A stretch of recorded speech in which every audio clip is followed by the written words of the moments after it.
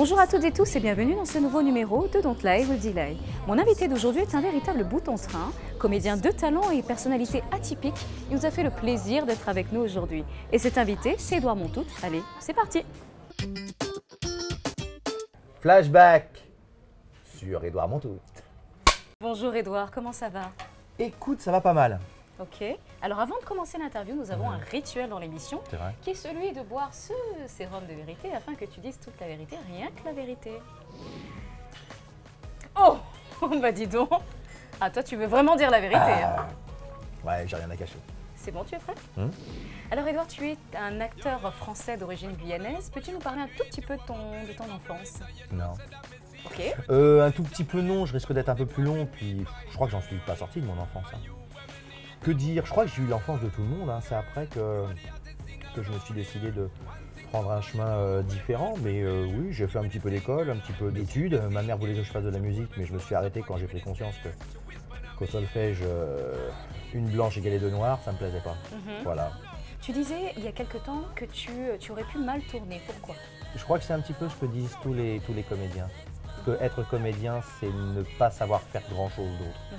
Donc comme moi, je ne m'imaginais pas dans un bureau, comme moi, je ne m'imaginais pas supporter les ordres d'un patron, j'aurais automatiquement fait des conneries et je pense que j'aurais directement été prendre ma chambre, enfin ma cellule dans une prison quelconque. Parce que, voilà. Tu as fait tes classes au cours Florent, as-tu été toujours passionné du 7e art? Non, la passion est venue ensuite. Et c'est pas le 7e art dont je suis, encore maintenant, je ne suis pas passionné du 7e art. C'est très bizarre, j'ai toujours pensé, et je crois que c'est encore le cas maintenant, je suis beaucoup plus satisfait au cinéma en tant que spectateur qu'en tant qu'acteur, et au théâtre c'est le contraire. Ah bon, pourquoi? Je suis toujours insatisfait, j'ai encore faim de jouer. Alors que quand je vais voir, il n'y a qu'à voir, puis il n'y a qu'à voir les films qu'on voit. Là, tout récemment, il y a des films hallucinants que les Américains vont faire. Je vous l'ai dit à tout le monde, les Américains ne font pas le même métier que nous. Hein, voilà, donc quand je vais voir Dark Knight, quand je vais voir The Hobbit, quand je vois tout ça, et que des fois je vais, pas pour 32 de couleurs, mais parfois il m'est arrivé de faire des films où des fois je me demande juste ce que je fais là, c'est clair. Mais justement, n'as-tu jamais pensé à les exporter, comme le fait justement récemment Omar Sy et bien d'autres, Marion Cotillard? Eh ben déjà quand j'étais en banlieue et que j'envisageais monter à Paris, je me disais des mecs comme moi ils en ont 15 000. Alors là, petit Parisien que je suis, aller aux États-Unis, des mecs comme moi, c'est clair qu'ils en ont pas. Alors tu as fait de nombreux films, de nombreuses séries. On a pu te voir dans Taxi, dans La haine avec Kassovitch. Tu as tourné avec de grands réalisateurs comme Luc Besson, comme Kassovitch, comme Jérôme Corbeau, comme Gérard Krawczyk. Énormément de super réalisateurs. Qu'est-ce que ça t'a fait de rencontrer ces gens-là? À mon avis, moins que ce que ça leur a fait de me rencontrer moi. Non, bah, on peut pas vraiment parler comme ça parce que Luc Besson c'est particulier parce que moi je l'ai rencontré en tant que producteur. Je sais qu'il m'aime bien, je sais qu'il m'apprécie beaucoup. J'ai toujours cette impression d'être apprécié sans pour autant être beaucoup pris au sérieux. Voilà, parce qu'il y a pas mal de ces mecs-là que j'ai rencontrés une fois, deux fois, où ils me rappellent pour poursuivre la franchise ou la série, comme on veut bien l'appeler, comme les taxis. Mais bizarrement, ils ne me rappellent pas sur leurs autres films, donc c'est très particulier. La dernière fois que j'étais impressionné, voilà, j'ai passé une demi-heure avec un mec, j'ai passé des essais pour lui, c'est pas moi qui ai eu le rôle, mais bon voilà, c'était Tarantino. Ouais, là effectivement, là c'est du lourd quand même. Parce que, je sais pas si ça vous est arrivé, mais tu te dis, tiens, ces gens n'existent pas. Et ben, c'était l'impression que j'avais de Tarantino. Quand il arrivait, je lui ai fait, so, you do exist. Voilà, tu crois que c'est... Et qu'est-ce qu'il t'a répondu justement? Et ça l'a fait marrer, voilà, j'ai fait marrer Tarantino. Ouais, ça c'est assez impressionnant, mais sinon, celui qui m'a impressionné, c'est Chabat.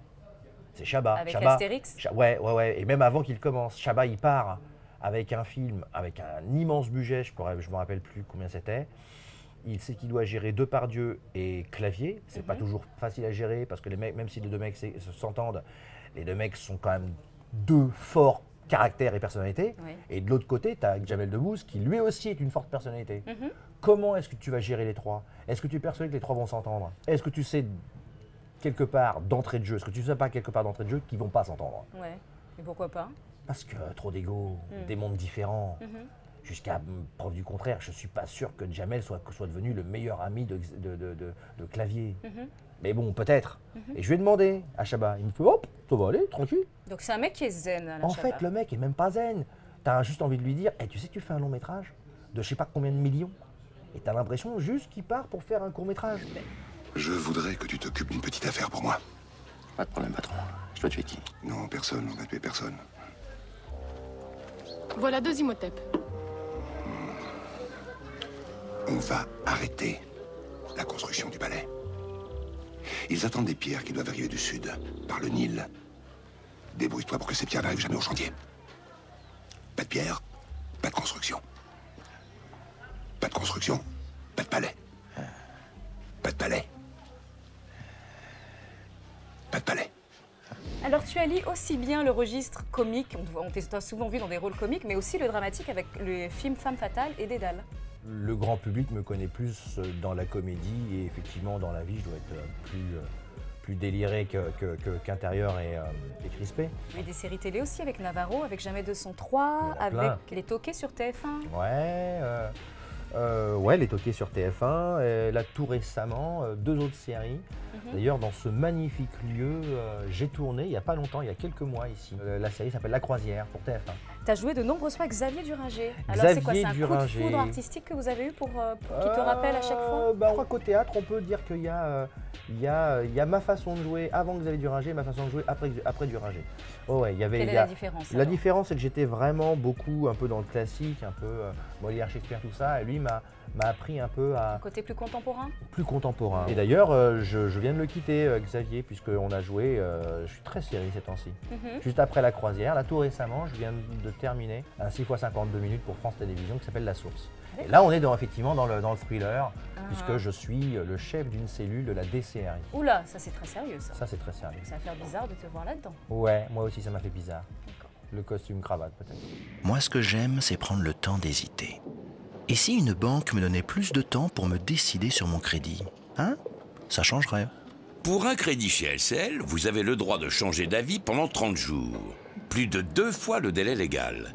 Sans justification et tout frais remboursés. C'est écrit dans notre contrat de reconnaissance. Pour changer, ça change. Tu es l'un des rares acteurs noirs français à travailler aussi bien dans cette industrie du film. Comment expliques-tu cela? Alors, le fait que tu me dis ça, ça me met une pression, mais tu n'as pas idée. Mais c'est la vérité, je me demande si on n'est pas en train d'en oublier certains. Je pense que... J'ai dit tu es l'un des. Là. Ah, j'ai pas dit tu es le seul, j'ai dit tu es l'un des. L'un des rares. Ouais, c'est vrai que maintenant, Omar Sy, tout ça. Et en même temps, Omar Sy et Joe Star, jusqu'à maintenant, je sais pas s'ils ont un aussi gros CV que le mien, mais bon, voilà. C'est vrai que tu as un sacré CV, c'est pour ça que je je te pose la question. J'ai un sacré CV, moi j'ai un CV de porteur d'eau aussi, alors qu'eux sont en pole position. Alors comment tu expliques justement ce CV conséquent? Oh bah je vais pas m'embêter à ça, je vais pas l'expliquer, je vais mettre ça sur le coup, sur la chance, non, je suis arrivé au bon moment, mais eux sont arrivés à un meilleur moment. J'ai l'impression d'être arrivé un peu en avance, quoi. Et maintenant, on a une nouvelle frange de gens, mais on n'a pas 15 000, hein, c'est ce que je dis souvent. Hein. Omar Sy, oui, mais Omar Sy, mais pas les autres.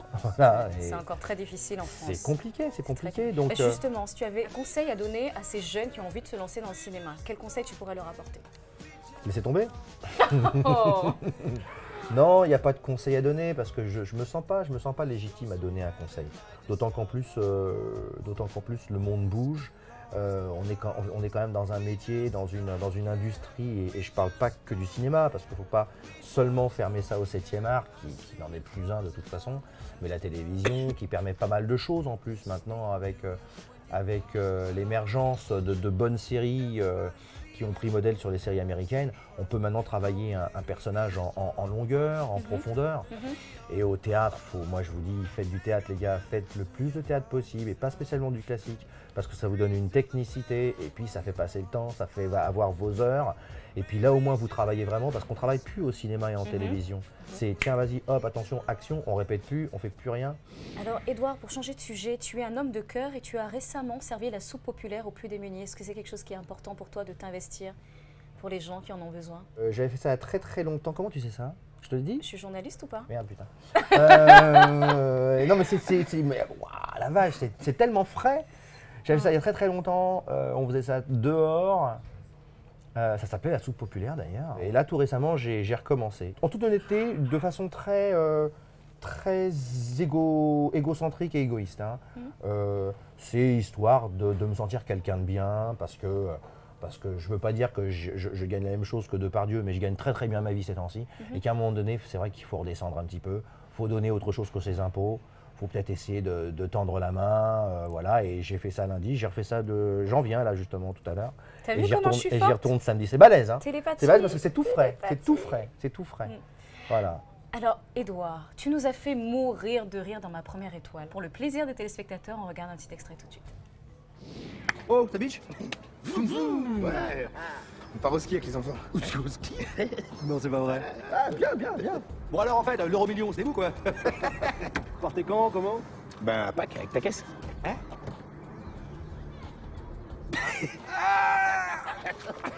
Hey, Mr. DJ! Il est con, ce mec. Hey, il part au ski! Tu crois en Amérique? Ah, c'est bien l'idée de Nana, ça. Pourquoi tu dis ça? De toute façon, c'est pas elle, c'est moi. Comment ça, c'est toi? J'ai promis. Oh, putain, DJ, qu'est-ce que je t'ai dit? Ça te vaut rien les promesses, arrête ça. Tais-toi, juste tais-toi. T'as rien à faire à la neige.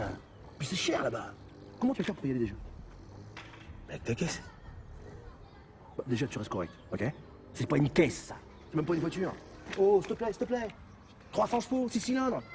600 heures de main-d'œuvre, sans compter le turbo T3 arrivé direct de Hong Kong. Tu crois que ça lui ferait plaisir à ta Marie-Jo d'apprendre que t'as déjà une petite famille aux Antilles? Je suis dans la merde, Jojo.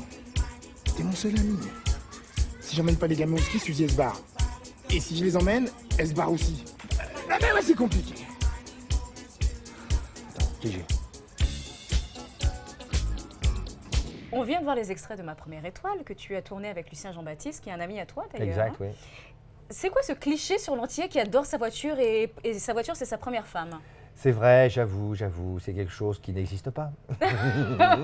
Un Antillais qui adore sa bagnole, c'est vrai, c'est sorti de notre tête. Mais c'était tellement facile. Ah ben, ça s'appelle l'humour et la comédie. En règle générale, la comédie est basée sur des choses. L'autodérision. Oui, sur l'autodérision, mais sur des choses, sur des images qu'on connaît.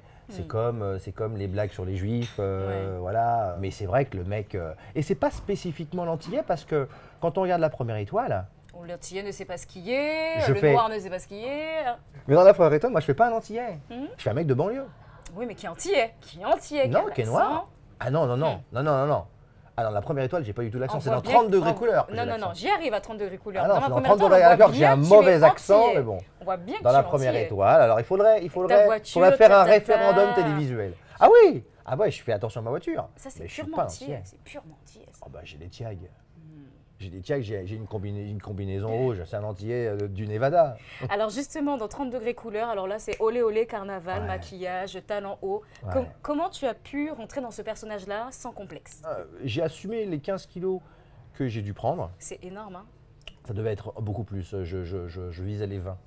Je visais les 20, j'en ai pris 15 en 2 mois. Tu nous l'as fait à l'américaine, hein, parce qu'en général, c'est les Américains qui transforment un peu leur physique. Il y en a d'autres quand on regarde Vincent Cassel pour Messi. Ça reste rare, ça restera. Ça restera, on leur demande pas. T'as fait quoi? T'as bouffé? Ah bah ouais, alors non, c'est très facile de trouver comment bouffer. C'est difficile de les garder. De les garder pendant tout le long d'un tournage, c'est difficile. C'est difficile de courir avec, en talons hauts. T'avais l'air à l'aise, hein? Ouais, mais avec bon, tes petits collants résine, ta petite perruque, là. Je les ai gardés. Je sens que tu voulais les mêmes. Tu sais qu'on va bien s'amuser? Et pourquoi? Parce que c'est carnaval! Mais comment je suis rentré? Je sais pas. Alors, ce film, c'est juste un truc de fou. Il devait y avoir une ambiance de dingue pendant les tournages. Ouais, c'était... Mais en même temps, on s'est amusé, mais c'était une méthode un peu comme à l'armée, quoi. Il fallait qu'on avance. Et moi, je suis très, très, très fier d'avoir participé à ce projet-là. Et là, pour le coup, et j'ai besoin de le dire, et là, je regarde la caméra et je m'adresse à la communauté, qui est la communauté quoi? Black, antillaise, guyanaise, afro, caribéenne, tout ce qu'on veut. Ça m'aurait vraiment fait plaisir que la communauté ait un petit peu, culturellement, les gènes des ch'tis. Les ch'tis se sont déplacés en nombre pour aller voir Bienvenue chez les ch'tis. Ça m'aurait fait plaisir qu'on montre au monde que la communauté puisse soutenir ce film-là. Ça n'a pas été le cas. Rattrapez-vous le prochain coup. Alors là, Édouard, on va passer à la partie de l'interview la plus soft, la plus cool. Tu dois répondre sans réfléchir. D'accord. Quel est l'acteur ou les acteurs qui t'ont inspiré? Marlon Brando. Pourquoi Marlon Brando? Oh, on ne pose pas ce genre de questions. On dit Marlon Brando et on dit ok, bien sûr. Marlon Brando, Pacino, De Niro un peu moins, Laurence Olivier, plus récemment Daniel Day-Lewis et pas mal Brad Pitt. Quel est l'acteur à qui tu aurais aimé ressembler? Moi-même. Physiquement, je n'envie personne parce que ce ne serait pas être moi. Ta chanson du moment? Ah, ma chanson du moment, ça va être très bizarre, alors, très communauté. Oui. Là, sur iTunes, ils ont réadapté, ils ont rebalancé les tout premiers AC/DC. Ces temps-ci, je vais au Bassi. Et j'ai commencé avec ça. Je pensais que tu allais me dire Kassav. Jamais. Si, Kassav, si. On a tous grandi avec Kassav. Mais très honnêtement, après, la communauté est partie sur du Zouk Love et ça. C'est bien sirupeux, je suis désolé, non. Chéri Doudou, en moi, bébé d'amour, non. Non, désolé. Alors là, j'ai un petit quelque chose pour toi, vu tes prouesses qu'on a pu voir dans le film 30 degrés couleur, où tu étais extrêmement bien maquillée. N'est-ce pas? J'ai ramené une petite pochette avec du maquillage. C'est vrai? Alors, soit je te laisse te maquiller, soit je te maquille. Maquille-moi. Oh, avec grand plaisir. Tu vas pas me faire travailler ce soir. Avec grand plaisir. Vous avez vu, j'ai l'honneur de maquiller Monsieur Édouard Montout. De toute façon, il est habitué. Donc automatiquement, toi, on te dit maquillage, donc automatiquement, toi, c'est rouge à lèvres. Mais alors. Oui, 30 degrés couleur, le carnaval, c'est rouge. Oui, mais bon, t'as vu le. Ça n'a pas bien marché au cinéma. Là, oui. Je supporte pas ça. De quoi, le rouge à lèvres? Le rouge à lèvres, je supporte pas le rouge à lèvres. Mais pourtant, t'as vu, il sent bon celui-là. Hein? Ouais, mais même ma femme, j'en marche plus quand elle a le rouge à lèvres. Voilà. Merci. C'est fini. J'ai même pas de miroir pour voir. T'es belle. Attends. Mais ça, je savais déjà. J'ai tout prévu. Tu penses bien que j'ai tout prévu quand même. Et encore, je t'ai pas mis de phare parce que je me suis dit, non, je vais te laisser tranquille. Mais c'est horrible, on dirait Grace Jones. Attends, c'est horrible dans 30 degrés couleur. T'as vu la tête que t'avais? Ouais, mais il y avait autre chose.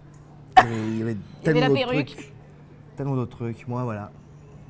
En tout cas, Édouard, merci beaucoup d'avoir accepté de venir dans mon émission. Surf. Bateau. Merci beaucoup d'avoir accepté de venir dans mon émission. Merci à toi. Merci pour ces moments de folie. Merci pour ton authenticité. C'était un plaisir de te revoir. Et puis, je te dis à très vite. Et pourquoi pas un César? Pendant très longtemps, mon rêve, c'était de pouvoir en refuser un. En refuser un? Personne ne refuse un César. Si, j'avais déjà vu. Qui? Plein de gens. Plein de gens refusaient les Césars. Si. Non, vraiment, merci. Et puis là, comme bon, pour tout le monde, allez au cinéma. Merci beaucoup. Merci. Cette interview est à présent terminée. On se retrouve la semaine prochaine avec un nouvel invité. Merci de nous avoir suivis. À bientôt. Bye bye.